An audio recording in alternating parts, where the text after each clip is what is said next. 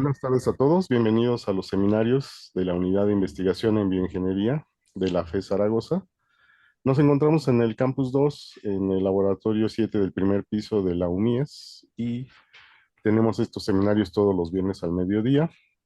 Gracias por acompañarnos. En esta ocasión eh, nos va a acompañar un invitado del Instituto de Investigaciones en Materiales de la UNAM y me voy a permitir pedirle a la doctora Margarita Cantú que haga la presentación y bienvenido, doctor Wilmer.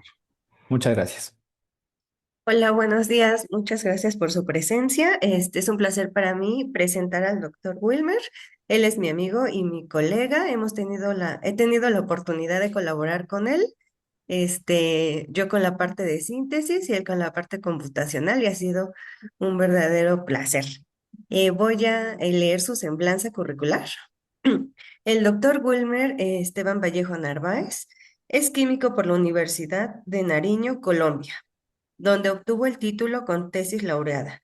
Realizó estudios de maestría en ciencias y doctorado en ciencias en la Universidad Nacional Autónoma de México, ambos con mención honorífica. Actualmente es investigador postdoctoral de la Secretaría de Ciencia, Humanidades, Tecnología e Innovación, CECITI, en el Instituto de Investigación en Materiales, UNAM, bajo la supervisión del doctor Sergei Fomini. Su línea de investigación se centra en el modelado molecular y química computacional aplicada al diseño racional de materiales bidimensionales para aplicaciones energéticas y ambientales, incluyendo procesos catalíticos como la reducción de CO2 y el almacenamiento de hidrógeno. Ha participado activamente en congresos internacionales y ha impartido seminarios en universidades extranjeras sobre estos temas. Es investigador nacional nivel 1 ante el SNI desde 2019 y cuenta con producción científica en revistas internacionales de alto impacto. Hasta el momento lleva 33 artículos publicados. También posee experiencia docente a nivel licenciatura, posgrado, contribuyendo a la formación de estudiantes en química orgánica, fisicoquímica y modelado computacional. Muy bien, muchísimas gracias por atender este llamado y participar con nosotros en los seminarios permanentes de bioingeniería. Adelante. Vale, pues bueno, antes que nada, muchas gracias por la presentación, Margarita, y muchas gracias a la carrera de Ingeniería Química y a la Unidad de Ingeniería en Investigación de Bioingeniería de la Facultad de la FE Zaragoza por esta oportunidad y a la Margarita por la invitación para impartir este seminario. Bueno, eh, este seminario se va a tratar acerca de un trabajo que está de momento en revisión relacionado con la absorción de hidrógeno en grafeno decorado con metales de transición. Por esa razón, en este caso, este seminario se centrará más que todo en cuál es la metodología, cómo se realiza y una interpretación cualitativa de los resultados, más no cuantitativa.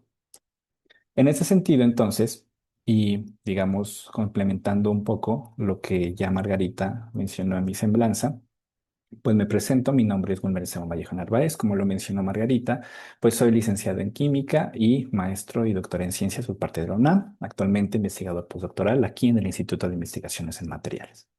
Mis líneas de investigación, pues, son la fisicoquímica y la química computacional, eh, en temas como la química supramolecular, que como lo mencionó Margarita, también, pues, no solamente he estado involucrado en la parte computacional, sino también en la parte experimental. También enfocado en la elucidación de mecanismos de reacción en medios homogéneos y heterogéneos. Y actualmente, pues, en el estudio de materiales bidimensionales como el grafeno, los cuales, mediante dopaje o decoración con metales, pueden capturar moléculas de CO2 y reducirlas, y en este caso, capturar moléculas de hidrógeno que como sabemos, bueno, el hidrógeno es una fuente de energía renovable, limpia, y que pues justamente está direccionada a solventar problemas tanto energéticos como de contaminación ambiental. Dada esta presentación, entonces, lo que nos atañe en esta oportunidad es justamente el almacenamiento de hidrógeno sobre materiales 2D. ¿Cuál es la relevancia? Y como ya lo mencioné, pues mencionar cómo es esta metodología computacional, digamos, para hacer un estudio profundo acerca de este proceso de almacenamiento de hidrógeno sobre estos materiales. En principio, entonces, haciendo una breve introducción, tenemos que el hidrógeno, pues, es una fuente de energía renovable, amigable con el medio ambiente, debido a que en su proceso de combustión libera vapor de agua, genera vapor de agua, el cual, si bien es un gas de efecto invernadero, este por ciclo del agua, pues está en recirculación, cosa que no ocurre con los subproductos de la combustión de combustibles fósiles como el dióxido de carbono, que este se mantiene en la atmósfera, acidifica los mares y justamente, pues, digamos, al no tener un ciclo como el ciclo del agua, pues genera lo que se denomina el efecto invernadero. Y entonces el hidrógeno se muestra como una alternativa para la descarbonización, es decir, usar más energías limpias y menos combustibles fósiles. Sin embargo, si bien es una buena alternativa, existen muchos desafíos en cuanto al almacenaje. Una cosa es la producción, que bueno, dependiendo de cómo se genere, se puede denominar qué color tiene, pero después de generarlo, el almacenarlo y el transportarlo también es un desafío a nivel tecnológico. Debido a que es un gas, una de las primeras formas, digamos, de contenerlo y transportarlo es mediante compresión, usando tanques, digamos, con cierta estructura, con ciertos, digamos, números de capas en sus paredes, pues se puede llegar a comprimir a presiones de entre 200 y 700 bar. Sin embargo, si bien esta es quizás de las formas más tradicionales de almacenar hidrógeno, pues representa también un peligro debido a la alta presión que tienen estos contenedores. Por otro lado está almacenarlo de forma líquida, ¿sí? Que también puede ser una alternativa. Sin embargo, el gran problema es que hasta el 70% de la energía que se generaría por este medio se estaría encaminada hacia el proceso de licuefacción, debido a que para obtener el hidrógeno líquido se requiere bajar demasiado la temperatura, lo cual a nivel operacional, pues es una forma inviable. Por otro lado están los materiales, ¿sí? Y en este caso tenemos dos opciones. Mediante quimisorción, es decir, formar enlaces o compuestos como hidruros, se puede almacenar el hidrógeno, ¿sí? Ciertas ventajas tenemos de este proceso debido a que tenemos alta densidad gravimétrica, interacciones relativamente fuertes, pero esto a su vez también es un problema porque al generar enlaces propiamente dichos, para desorber el hidrógeno se necesitan altas energías, temperaturas, por ejemplo, y en algunos casos el proceso es irreversible. Y incluso el material puede sufrir, digamos, deterioro, ¿no? Y por último tenemos la fisisorción, que a diferencia del anterior, ya no generamos enlaces, una interacción fuerte, sino interacciones no covalentes entre las moléculas de hidrógeno y el material. Algo importante a mencionar aquí es la denominada interacción de Kuvax, ¿sí? En donde su rango es de 5 a 10 kilocalorías por mol y en donde decimos que el hidrógeno se puede absorber, digamos, sí, adherir al material, pero también se puede liberar de forma fácil mediante un estímulo a temperaturas bajas. Bueno, las presiones pueden ser relativamente bajas y debido a que es una interacción no covalente, el proceso es reversible, ¿sí? Y es justamente este proceso de fisicitación el que nos atañe a hoy en este seminario. Bueno, ahora en cuanto a los materiales 2D. El grafeno, bueno, podemos considerarlo como una lámina extraordinaria. En este caso, el grafeno que se encuentra justamente, que son las láminas de grafito en los lápices, se ha encontrado que al modificarlo, por ejemplo, dopándolo con átomos de nitrógeno y decorándolo con metales como magnesio y níquel, puede absorber hidrógeno bajo ciertas condiciones de temperatura, por ejemplo, temperatura ambiente, y se puede determinar la absorción del hidrógeno. Por otro lado, la química computacional pues también aporta este tipo de investigaciones, permitiendo predecir los valores de absorción de ese hidrógeno sobre el material. Bien, entonces ahora surge la pregunta del por qué estudiar estos materiales 2D, por ejemplo, el grafeno. Pues resulta que los materiales 2D poseen muchas características favorables. Alta relación superficie-volumen, altamente modificables, ya sea por dopaje o decoración con metales, que a su vez podría generar interacciones específicas con la molécula de hidrógeno, son materiales ligeros y también presentan una alta estabilidad térmica y química en comparación con otros materiales que también pueden absorber el hidrógeno como los MOFs, pero que, digamos, pueden tener problemas de estabilidad térmica y química de acuerdo con las condiciones. Por otro lado, el impacto que tendría el desarrollar estas nuevas tecnologías, pues estaría dirigido a temas relacionados con la transición energética y el medio ambiente, que justamente son problemas que a todo el mundo nos afectan y que pues desde la comunidad científica, si podemos aportar para solucionar este problema, pues digamos sería como una base fuerte, ¿no? Para a nivel industrial poder desarrollar tecnologías prácticas. Bien. Una vez dicho esto, entonces, la idea central de este trabajo es estudiar cómo el grafeno y los metales de transición capturan hidrógeno usando simulaciones computacionales, generando de esta manera una base sólida para un diseño racional de nuevos materiales, ¿sí? Esa sería la idea central de este trabajo. Ahora, para este trabajo entonces usamos lo que denominamos la química computacional, que la vamos a definir así de una forma muy rápida. La química computacional ocupa computadoras, pueden ser laptops, servidores, clusters, ¿sí? En sí, poder computacional. Y mediante el uso de modelos y ecuaciones físico-químicas, permite modelar el mundo a escala atómica y molecular. En este caso, por ejemplo, mediante la ecuación de Schrödinger, que nos permite describir el comportamiento de los electrones en un sistema. Y considerando que la materia que nos rodea, pues no solamente se constituye de protones y neutrones en el núcleo de los átomos, sino de los electrones, y que son justamente los electrones los que dan las propiedades, los que forman los enlaces, la actividad catalítica y la reactividad de las moléculas, por ejemplo, pues justamente una descripción adecuada de esto nos dará digamos, una forma para predecir las propiedades de moléculas y materiales, así como comprender su comportamiento bajo distintas condiciones. Entonces, a partir de estas ecuaciones físico-químicas y haciendo uso de computadoras, podemos obtener estructuras de moléculas sencillas, moléculas más complejas y también el estudio de materiales, no solamente en cuanto a su estructura, sino también a su reactividad. Eso sería en esencia lo que es la química computacional de una forma muy breve. Sin embargo, en la química computacional también existen muchos métodos, ¿sí? Muchos métodos de cálculo. En este caso, por ejemplo, muestro en esta figura como una escalera en donde en la parte más baja están los métodos, digamos, más simples, por así decir, mientras que vamos subiendo, el nivel de precisión incrementa.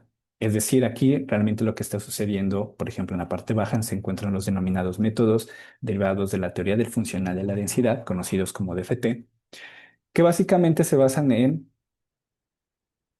permitir predecir las propiedades de moléculas y materiales a partir de su densidad electrónica, siendo los más bajos, siendo por ejemplo los LDA, considerando la densidad como un gas homogéneo. Sin embargo, al ir subiendo, digamos, la descripción de los electrones se va haciendo un poco más detallada, haciendo que el cálculo sea más preciso, pero también costoso computacionalmente. Y en la parte superior tenemos, digamos, los métodos mucho más robustos que justamente estarían, digamos, ligados hacia una descripción más detallada de los electrones en el sistema, pero eso involucra también un costo computacional muy grande. Teniendo en cuenta entonces esta fauna de materiales, podemos decir que con los más, digamos, las simplificaciones o las consideraciones más simples y por ende precisiones bajas o medias, que es el caso de los métodos derivados de la densidad electrónica, en función de la densidad electrónica, perdón. Estos no solamente nos permiten modelar moléculas, sino también, digamos, de 50 a 1000 átomos, ¿no? Considerar sistemas grandes. Y es por eso que los métodos de FT, digamos, se han enfocado, muchos de ellos, en el modelado de materiales, que nos permite modelar muchos átomos. Sin embargo, en el caso de los métodos que están hasta arriba, si bien mejoran la descripción de los electrones, pero debido a que dependen mucho de la cantidad de partículas, es decir, si son demasiadas, está limitado al tamaño del sistema. Entonces, estos métodos están básicamente limitados hacia sistemas moleculares, ¿no? De entre 20 y 300 átomos. En ese sentido, entonces, este trabajo básicamente pretende hacer una combinación de métodos de FT para obtener estructuras y en algunos casos tener un método como por ejemplo el denominado Gold Standard, para poder hacer una verificación de las energías obtenidas con estos métodos de FT. ¿sí? Lo que se denomina tener un benchmark y poder validar, en este caso, por ejemplo, valores de energía. Ahora, ¿cómo se realiza este proceso, no? También. Bueno, antes de nada, antes de eso. También otro de los cálculos que también se realizaron en ese proyecto son las dinámicas moleculares, ¿sí? Entonces, no solamente la química computacional permite obtener estructuras, sino también cómo estas estructuras pueden variar en el tiempo. Y entonces tenemos, digamos, dos opciones, que sea una dinámica molecular clásica o una cuántica. En los dos casos, estas nos permiten ver cuál es la evolución del sistema en el tiempo, dadas ciertas condiciones de temperatura, presión, incluso una concentración, si estamos considerando un soluto en nuestro sistema. En el caso de la dinámica clásica, considera a los átomos unidos, digamos, como si fueran resortes, su conectividad, y cómo estas condiciones pueden variar tanto a distancias de enlace, ángulos, diedros, etcétera. Entonces, lo que obtenemos al final de una dinámica clásica es básicamente cómo es el movimiento de los núcleos atómicos en el tiempo. Esto hace que sean métodos menos precisos porque aquí no consideramos electrones y son mucho más baratos. Sin embargo, pues las dinámicas moleculares clásicas son bastante usadas, por ejemplo, en el caso de proteínas, ¿sí? Debido a que pues estas tienen cientos o miles de átomos y en donde justamente pues esto nos da una idea de cómo se comportaría, digamos, una proteína en ciertas condiciones, ¿no? Por el otro lado tenemos las dinámicas moleculares cuánticas. En este caso, además de las conectividades de nuestros átomos, también tiene en cuenta la densidad electrónica del sistema.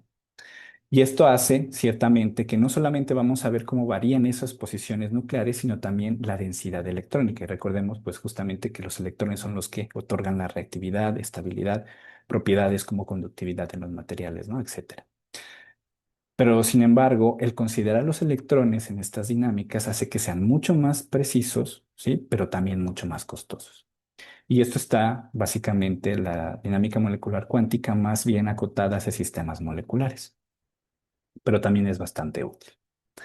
Ahora bien, teniendo en cuenta esto, ahora sí, ¿cómo se realizan estos cálculos, no?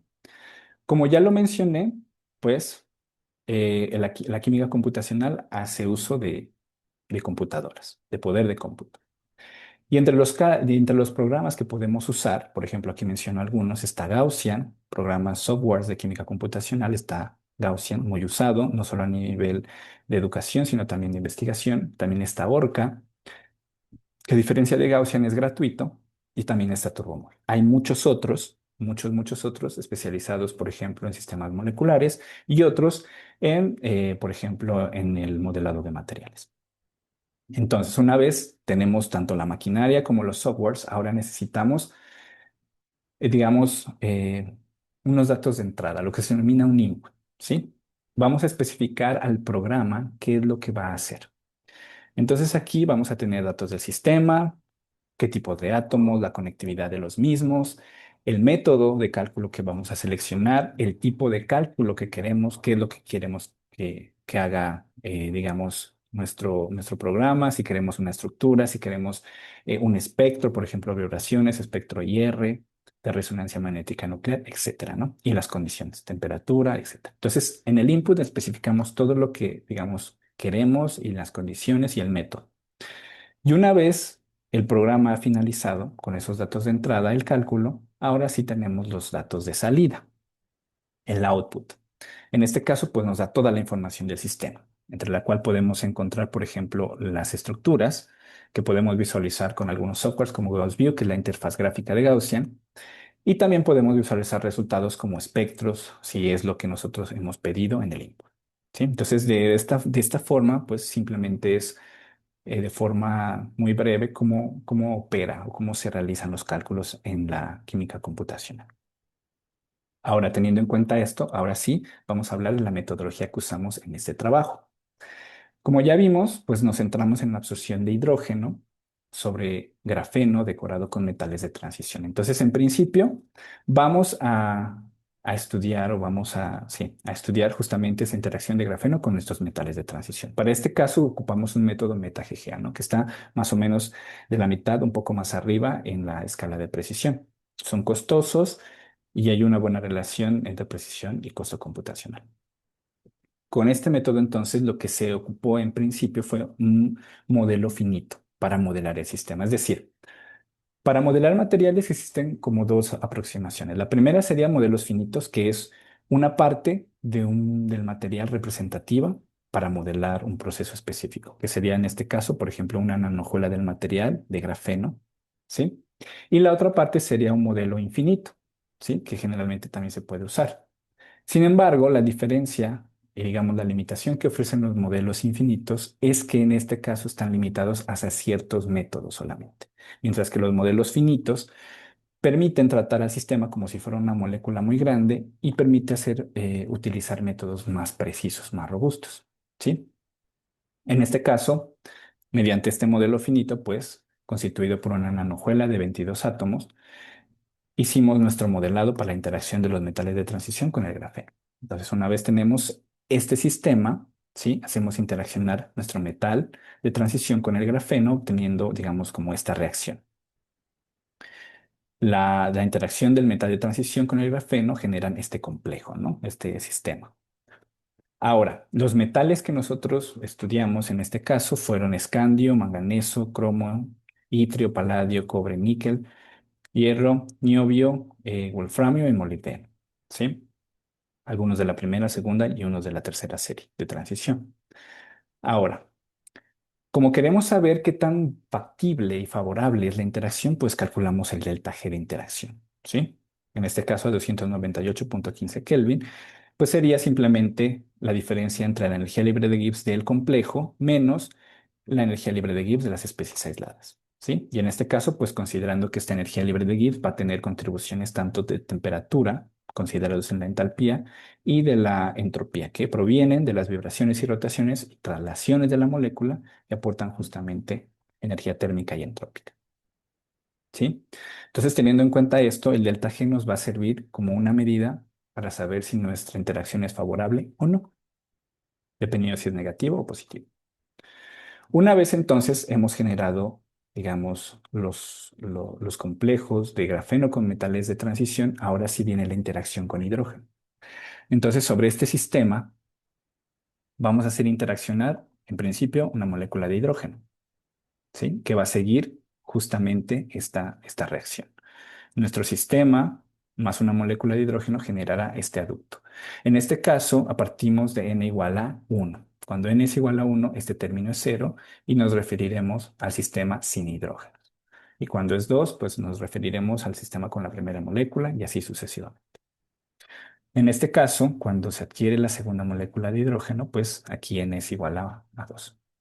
Ahora, para este proceso también de absorción de hidrógeno tenemos la expresión de energía libre de Gibbs, justamente para saber si es favorable o no. Nuevamente, diferencia entre las energías libres de Gibbs del adulto menos las especies previas, ¿no? O ya aisladas. Entonces, una vez hemos de alguna manera definido tanto los delta Gs que nosotros vamos a observar de cada uno de los procesos, tanto para la formación del aducto como para la absorción de hidrógeno, ahora sí vienen los resultados, digamos, en tendencias termodinámicos que se obtuvieron. Entonces, en principio lo que obtuvimos fueron estructuras de todos los sistemas. Y esto es más o menos una vista frontal y superior de cómo es la estructura, ¿sí? De nuestros sistemas. Metal de transición sobre la nanojuela de grafeno. Como ya mencionamos, esta sería la expresión del delta G de la reacción. Y los resultados, simplemente de forma cualitativa, son que en su mayoría no hay interacción, ¿sí? Y solamente con algunos metales como el escandio, el itrio, el circonio, el paladio y el niobio hubo una interacción, un proceso exergónico. El delta G fue negativo. Y aquí pues surge la pregunta, ¿no? El por qué existe esta tendencia, por qué no todos los metales son capaces de formar una interacción favorable con el grafeno. Pues esto, digamos, la explicación pues, estaría centrada y dirigida sobre todo a la estabilidad del grafeno.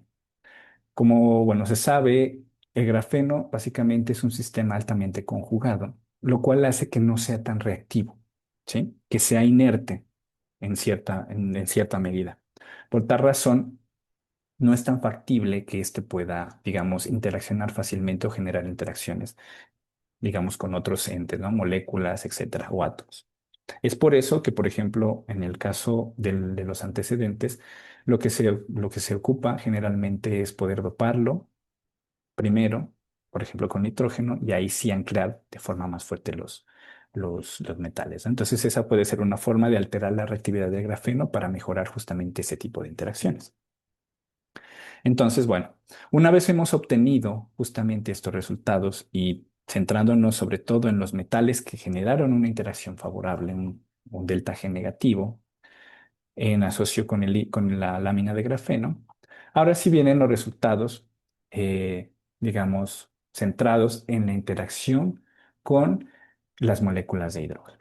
En este caso, como es el mecanismo de absorción, que no es el mismo para todos los metales.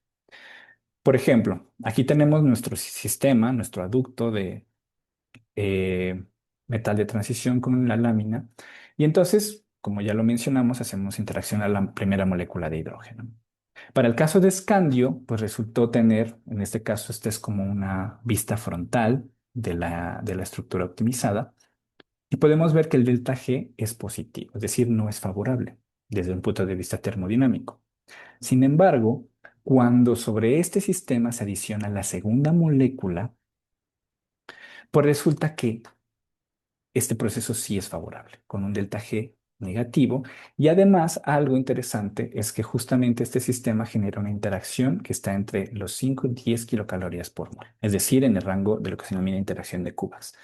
Y como ya lo mencioné en la parte introductoria, pues justamente este rango es el que nos permite de alguna manera absorber el hidrógeno de en forma o en un proceso de fisisorción, pero desorberlo, ¿sí? Mediante un estímulo energético, por ejemplo, elevando un tanto la temperatura. Entonces, este sistema pues resultaría ser prometedor en este caso. Por otro lado, tenemos los resultados con circonio e itrio, que a diferencia del caso de escandio, en donde aquí se genera en realidad como una interacción no covalente, aquí genera hidruros, ¿sí? Lo cual resultó bastante, digamos, desfavorable para los fines que, digamos, se quiere, debido a que al generar un hidruro, el proceso de desorción para eliminar esta molécula, ¿sí? Formando el hidruro es bastante alta. Es decir, aquí sí el delta G es bastante negativo, lo cual hace pues que la interacción es bastante fuerte, porque ya son enlaces propiamente dichos. Sobre este sistema, entonces, ahora sí hizo actuar la segunda molécula, obteniendo para el caso de circonio itro, que aquí tenemos, es una vista superior para poderlo verlo mejor, pues tenemos la formación de hidruro, pero acá tenemos la formación no covalente de una molécula de hidrógeno, ¿no?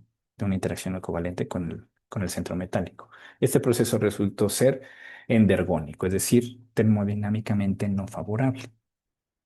Por ende, entonces, ahora ya viendo los otros metales que analizamos, niobio tuvo un comportamiento muy similar al de circonio, itrio y paladio, uno muy cercano o muy parecido al de escandio. Ahora, en química computacional cabe mencionar que también es importante eh, hacer una verificación de los datos, ¿sí? Porque dependiendo, como ya lo mencioné, el método podría ser muy simplificado y los datos energéticamente, por ejemplo, podrían ser erróneos.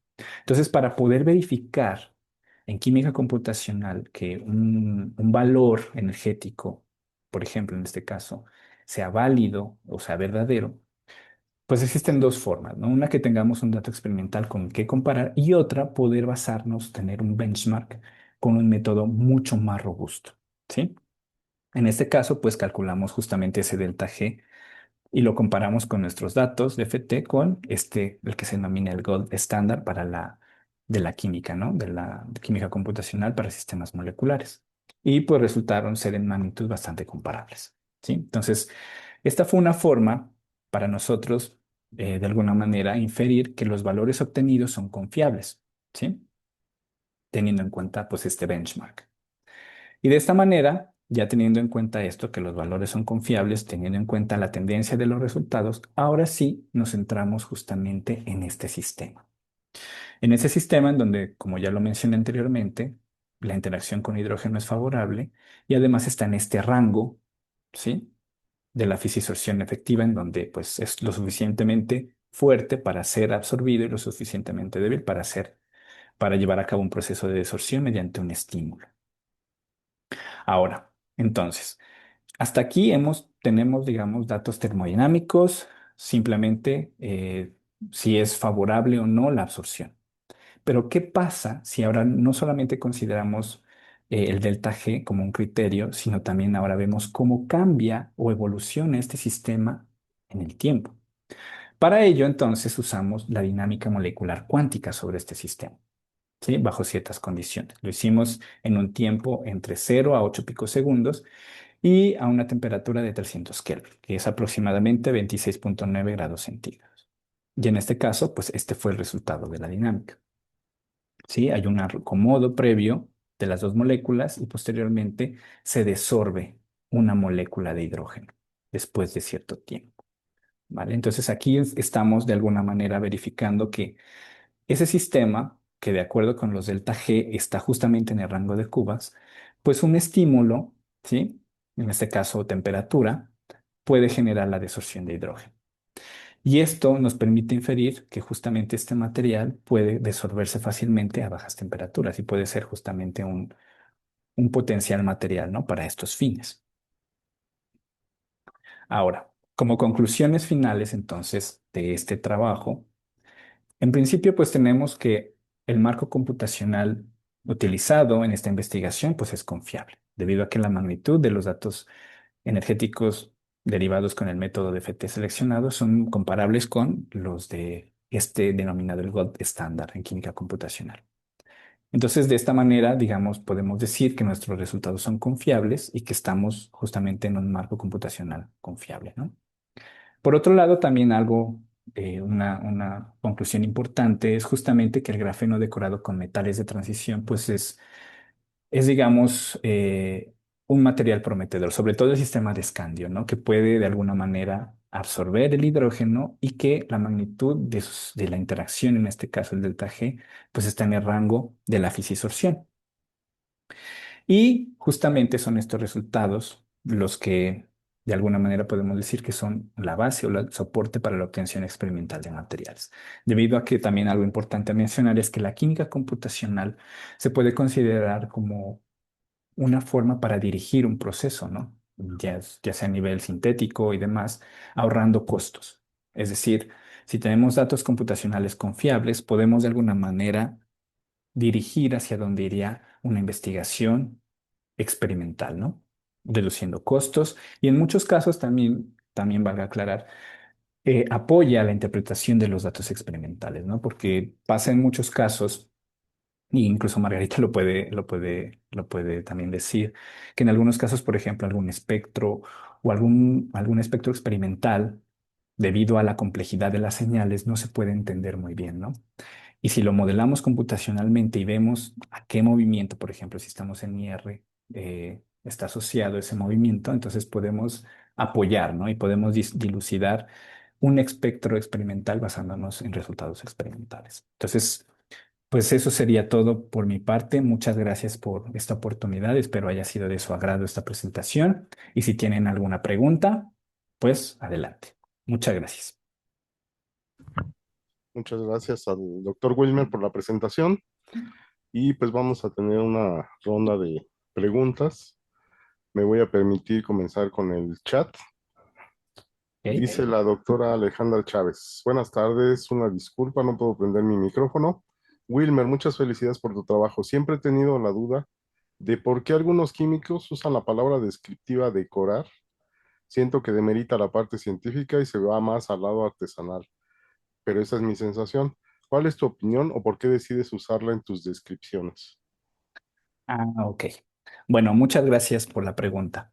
Bueno, quizá eso, digamos, si bien entiendo, puede generar confusión, pero también es una parte, digamos, técnica para poder de alguna manera, si me permiten regresar a esta diapositiva, a ver, ¿sí? Digamos, diferenciar dos procesos. Porque, por ejemplo, si al grafeno, digamos, sustituimos algunos átomos de carbono por otro, por ejemplo, nitrógeno, eso se denomina dopaje. Sin embargo, el decorado estaría directamente relacionado con que vamos a adicionar algo sobre el material, no vamos a reemplazar nada, ¿sí? Simplemente vamos a adicionar algo. Entonces, Entiendo la pregunta y entiendo que puede generar de alguna manera confusión, pero en este caso o en este contexto, digamos, es como para diferenciar dos procesos, dopaje y en este caso como adición y formar un aducto, que sería, se puede denominar decorado, ¿sí? Pero simplemente sería para diferenciar estos procesos y ya, o sea, solamente sería eso. No sé si contesta la pregunta. Ok. Y bueno, de la misma doctora Alejandra dice, Sí. ¿no resulta un poco sostenible usar metales que son recursos no renovables para almacenar hidrógeno? Ah, ok. Bueno, en este caso sí, claro. O sea, por ejemplo, si digamos tenemos en cuenta resultados experimentales como por ejemplo paladio, que es bastante eficiente capturando hidrógeno, incluso pues es un reactivo, ¿no? Para hidrogenación, paladio sobre carbono en procesos de hidrogenación en química experimental. En ese caso, por ejemplo, el paladio, y se incluye digamos, en este trabajo, es porque puede ser una referencia, ¿no? Sin embargo, sí estoy de acuerdo, sí, que ciertamente los metales pueden ser, algunos de ellos, sobre todo muy caros, rodio, rutenio, paladio, ¿no? Que son muy usados, sobre todo en catálisis. Pero también cabe mencionar que muchos de ellos son abundantes, ¿sí? Magnesio, por ejemplo, circonio, algunos de ellos son más abundantes. Entonces, si bien es cierto, digamos, lo ideal sería no poder usar metales, pero dentro de toda la gama de metales de transición hay algunos que son mucho más abundantes.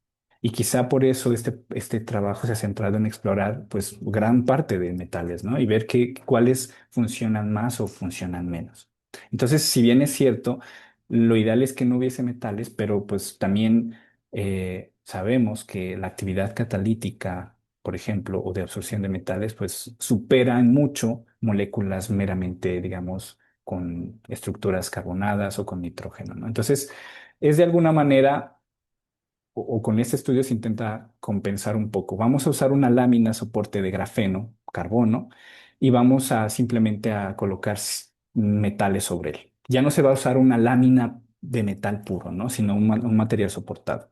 Eso hace que ocupemos menos metal, pero pues sin olvidar que estos metales pues tienen gran afinidad por el hidrógeno y por eso en este caso pues sí, sí se ocupan. Muchas gracias. Ujú. La doctora Catalina Soriano Correa tiene levantada la mano. Adelante, doctora. Sí, Sí, buenas tardes nuevamente a todos. buenas tardes. Sí, gracias por la presentación. Y aquí coincido, bueno, tengo varias preguntas. Aquí coincido con la doctora Alejandra, porque sí, yo no sé en este contexto, porque ustedes están más enfocadas entre la parte de materiales y la química inorgánica. Pero sí se escucha raro, decorado, ¿no? Yo he escuchado más y de hecho en algunos artículos y en la literatura, luego pues se le llama funcionalizar, ajá, funcionalizan este tipo de sistemas, ¿no? Porque sí decorar yo creo que cae así como que, como dice la doctora, ¿no? De repente a lo mejor no sé, en un lenguaje diferente un poquito a la cuestión científica, pero vaya, no sé si últimamente se le llame decorar, no sé. Y bueno, yo Pues, sí, ajá, sí, sí, sí. adelante. No, bueno, simplemente sería una cuestión terminológica, estoy de acuerdo.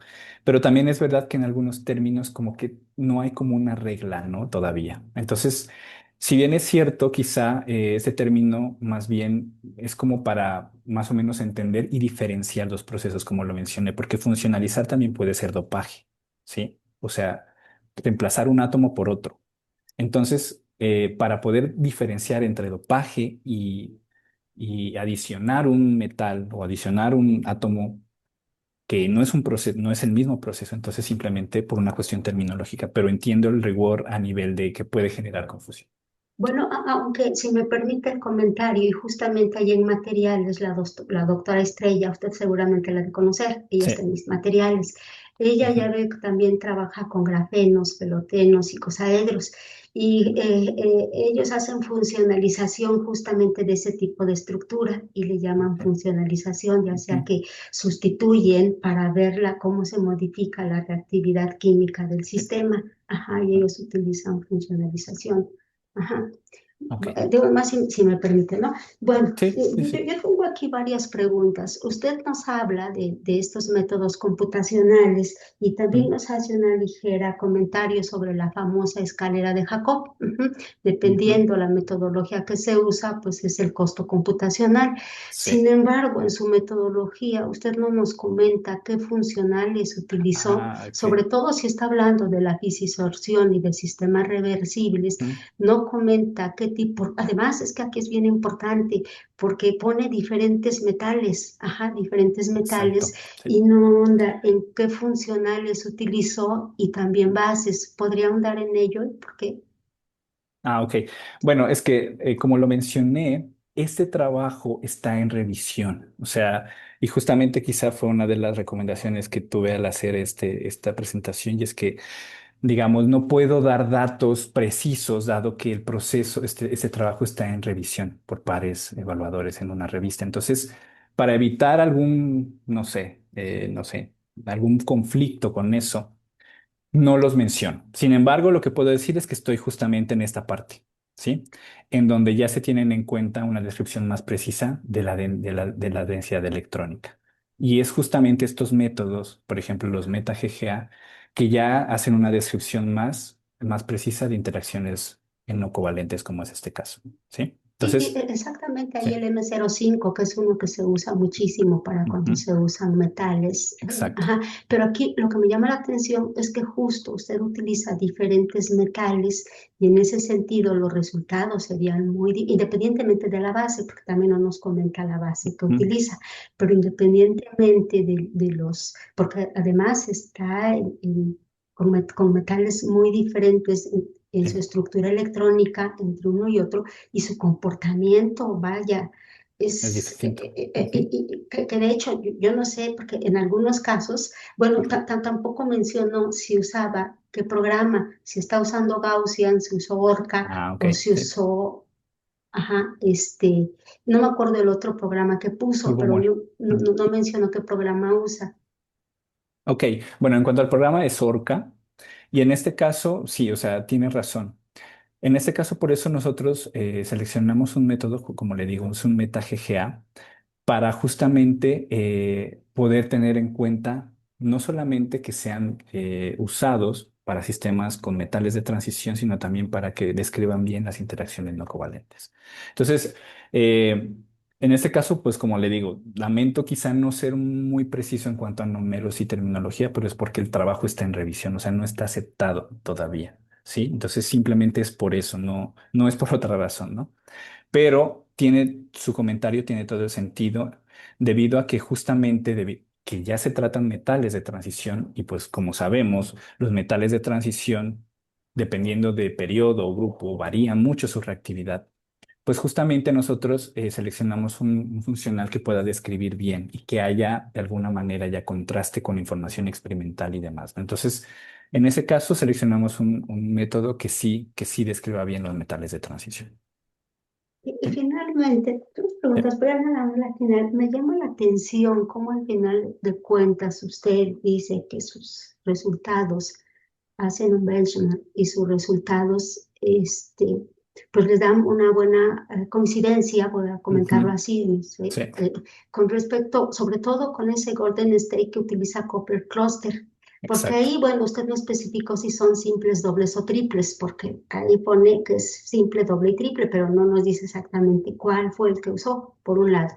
Y por Ujú. otro lado, justamente teniendo esa diversidad de metales de transición, ¿por qué metodología o cómo hizo para hacer esa cosa? Porque además esos métodos son muy caros, ya serían muy caros para metales de transición, ¿no? Para sistemas de este tipo. Y luego además agregarle grafeno, a mí Exacto. vaya, me explotó la cabeza cuando le escuché comentar eso.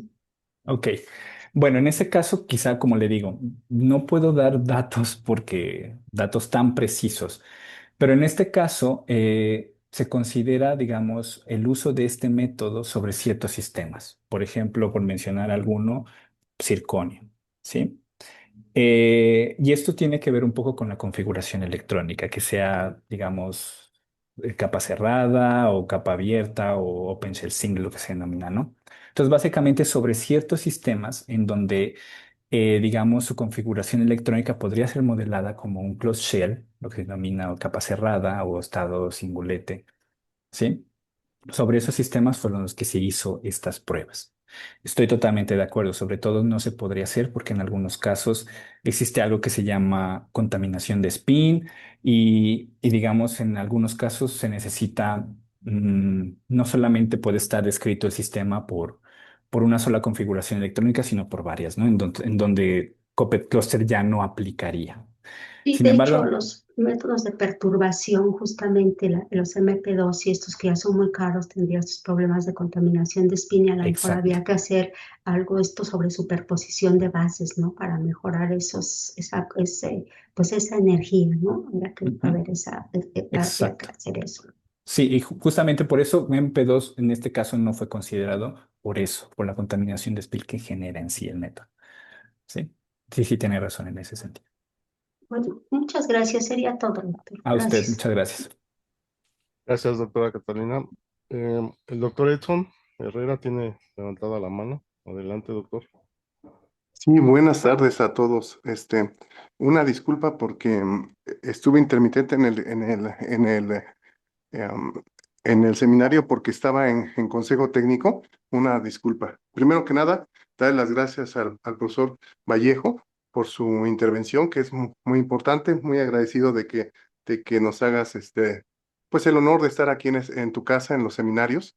Y nada más te quería comentar una cuestión.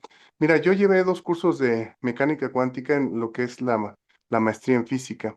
Y muchas veces se veían otros tipos de teorías, la teoría WKB, teorías espectrales o métodos perturbativos, donde utilizaban hamiltonianos, utilizaban todo eso. Obviamente que tú estás utilizando dinámica computacional porque te arroja cierta información con densidades, ¿qué? Funcionales de densidad, todas esas Ajá. teorías tan complejas. Nada más como una pregunta, una duda, más por mi ignorancia que por esta cuestión. ¿Habrá alguna teoría digamos, diferente que tú emplees para aproximar estas aproximaciones computacionales teóricas? O sea, no sé, Hamiltoniano, métodos perturbativos, métodos asintóticos, análisis numérico. ¿Habrá alguna otra forma de evaluar lo que tú estás haciendo con otro tipo de métodos, nada más de teoría, o este es el más adecuado? Si serías tan amable de contestarme, por favor. Ah, ok, vale. Muchas gracias por la pregunta. Bueno, en este caso, digamos, eh, como ya lo vimos, simplemente lo que nosotros queremos es desde un punto de vista termodinámico y después se hace la dinámica sobre el sistema que consideramos, ¿no? El más bajo los parámetros de la termodinámica que puede ser plausible, ¿no? Al menos para el proceso de absorción y desorción. Ciertamente, claro, puede haber muchas más metodologías y digamos, esta no sería la única. La ventaja de la química computacional es que si bien aquí yo muestro una parte de las metodologías, en realidad es una fauna enorme y diferentes aproximaciones, ya sea por densidad o estos métodos que contemplan la interacción de todas las partículas, etcétera, los denominados también métodos Monte Carlo. O sea, existen muchas Sí, aproximaciones. Sin campo embargo, promedio. exacto. O sea, en realidad existen muchas, pero en este caso específico, quizá para tratar de forma más precisa posible, sobre todo la que son los electrones, como ya lo mencioné. Digamos, esta puede ser una metodología robusta, sobre todo también por la comparación de algunos datos con lo que se denomina ¿no? El Kopec-Closer, el gol estándar.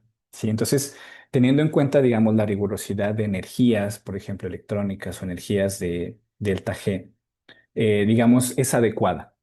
No sería la única. Podría ser otra, podría haber otras metodologías. Sin embargo, en este caso, ya que nos centramos, digamos, sobre todo en interacciones débiles, en donde justamente la magnitud de la energía es relativamente baja, entonces la rigurosidad en cuanto a la precisión de los datos energéticos, esta metodología que al menos hemos seguido, pues de alguna manera cumple con eso, ¿sí? Si ya quisiéramos simplemente, como ya lo mencioné, fueran sistemas más grandes o ya no es un proceso local, En este caso, pues recordemos que la absorción de hidrógeno ocurre sobre el átomo metálico y es un proceso local. Si ya estaríamos evaluando, no sé, es que depende mucho de lo que uno quiera hacer. Si uno está evaluando, no sé, la conductividad eléctrica de un material, ahí sí ya no necesitamos esta metodología. Podemos ir por un método un poco más barato y sería suficiente. Entonces, para este caso, digamos, en donde queremos precisión de los datos energéticos, digamos, es una metodología adecuada, pero puede variar dependiendo de lo que uno quiera calcular. Ok, muchas gracias. Yo soy ahí. El doctor se le acabó su pila, pero agradece contestar la pregunta. Muchas gracias, doctor Wilmer. Vale. La doctora Alejandra, digo, la ingeniera química Alejandra Mendoza comenta en el chat, felicidades por la presentación. ¿Qué otras aplicaciones tiene el grafeno? Ah, ok. Bueno, el grafeno, eh, pues, bueno, es un material, digamos, que se puede usar en muchas aplicaciones, ¿no? Por ejemplo, como catalizador. En este caso, por ejemplo, aquí, si bien solamente se muestra un proceso de absorción de hidrógeno, pero también dependiendo con lo que se funcionalice, ¿sí? En este caso, ya sea con metales e involucrado un proceso previo de dopaje, puede también usarse como catalizador, ¿sí? O sea, puede ser catalizador también considerando que el grafeno, digamos, es una lámina que podemos manipular, generar los que se denominan nanotubos de carbono, ¿sí? Entonces generando como un cilindro formada por una lámina de grafeno. Entonces también puede servir como contenedor, ¿sí? De alguna especie química. Entonces esas serían, digamos, algunas de las aplicaciones que tiene. Y además, al considerarse bastante inerte, entonces, pues de alguna manera, eh, pues es seguro, ¿no? Usarlo. Entonces, esas, entre muchas otras aplicaciones tiene, pero sobre todo catálisis, absorción, ¿sí? Contenedor de algún agente químico, etcétera. Ok. También en el chat, Luis Gutiérrez Arsaluz comenta, muchas gracias por la charla. Una pregunta, en los procesos de absorción de hidrógeno, cuando la adsorción de la primera molécula no es favorecida termodinámicamente, pero la absorción de dos sí, significa que el proceso tiene que ser concertado para las dos moléculas de hidrógeno. Ok, bueno, justamente de hecho, si bien yo muestro la tendencia, y en ese caso específico se evalúa el proceso, que sea simultáneo, se puede considerar, ¿no? Que sean simultáneas las dos moléculas o que sea una después de la otra.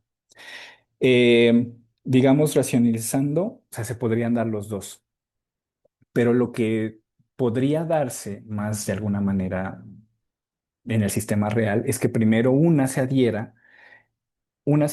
esa primera molécula de hidrógeno cambia el ambiente químico, la densidad electrónica del metal, para que la siguiente se adicione, ¿sí? Porque si lo vemos desde un punto de vista de probabilidad, es muy difícil que al mismo tiempo dos moléculas lleguen al mismo tiempo al centro metálico, ¿sí?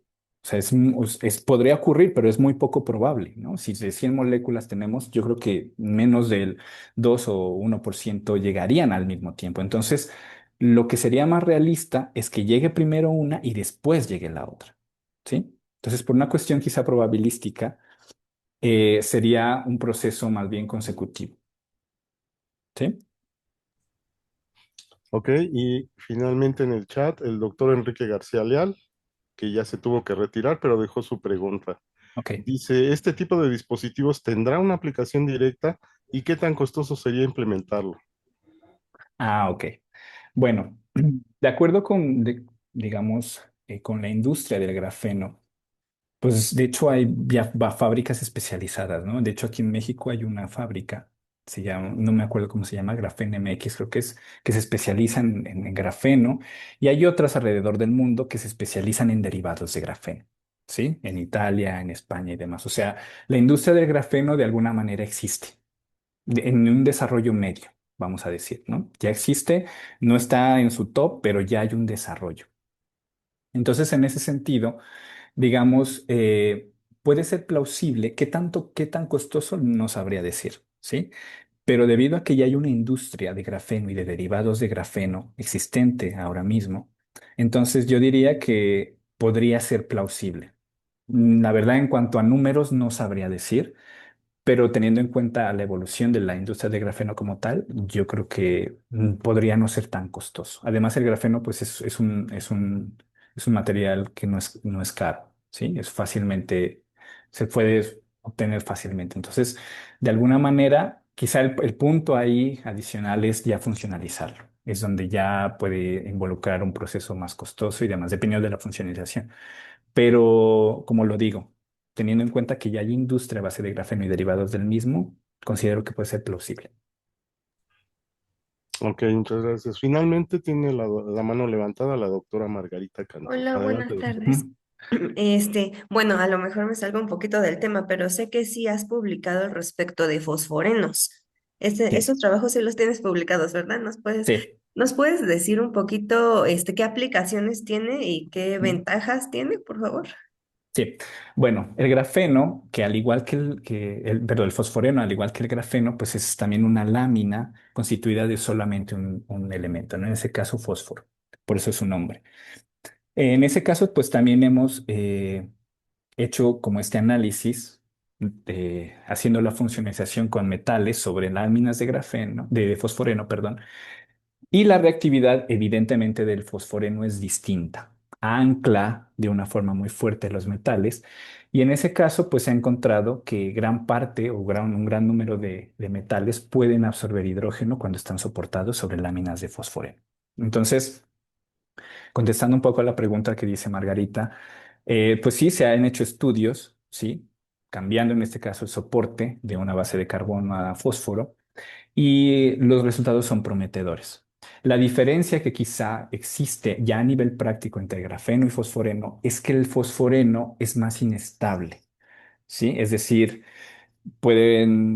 digamos, no puede ser tan estable en condiciones normales como sí lo es el grafeno. Entonces, en ese caso, ya a nivel, por ejemplo, de un concepto fundamental o de datos como tal, el resultado es muy bueno. Sin embargo, si se encontrara una forma de hacer que el fosforeno sea más estable en condiciones ambiente, por ejemplo, pues podría ser también una muy buena alternativa.